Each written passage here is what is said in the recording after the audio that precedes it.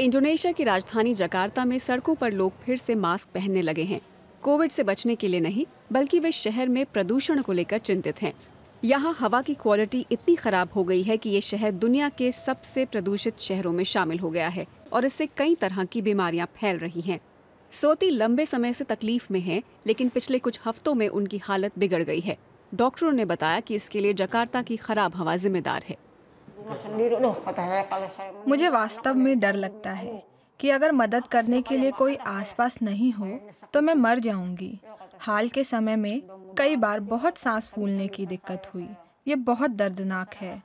अक्सर मुझे इससे अकेले निपटना पड़ता है क्योंकि मैं अस्पताल तक नहीं पहुंच सकती।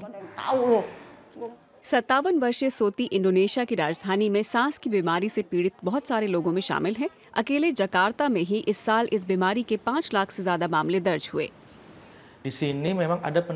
वास्तव में फेफड़ों की बीमारी के मामलों में वृद्धि हुई है। मरीजों की संख्या और लक्षणों की गंभीरता, दोनों चीजों में। अस्थमा और फेफड़ों की पुरानी बीमारी वाले मरीज, जिनकी आमतौर पर नियमित जांच होती है और जिनमें कोई लक्षण नहीं होते हैं, वे पिछले कुछ हफ्तों में खांसी और सांस की तकलीफ की शिकायत कर रहे हैं। संदेह है कि ये वायु प्रदूषण की वजह से हो रहा है।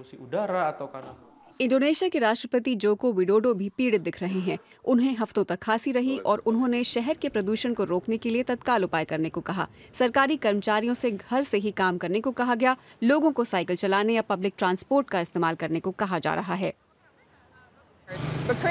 लेकिन आलोचक यातायात को ही नहीं, कोयले से चलने वाले 16 बिजली घरों को भी दोषी ठहराते हैं। वजह जो भी हो, यहाँ सांस लेने के लिए ताज़ी हवा मिलना मुश्किल है।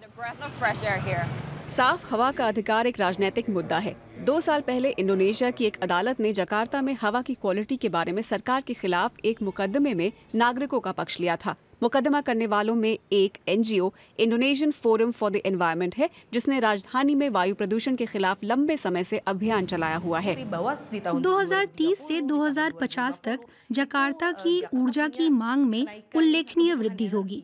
दुर्भाग्य से अब तक जकार्ता की ऊर्जा जरूरतों को पूरा करने के लिए कोई व्यवहारिक विकल्प नहीं है।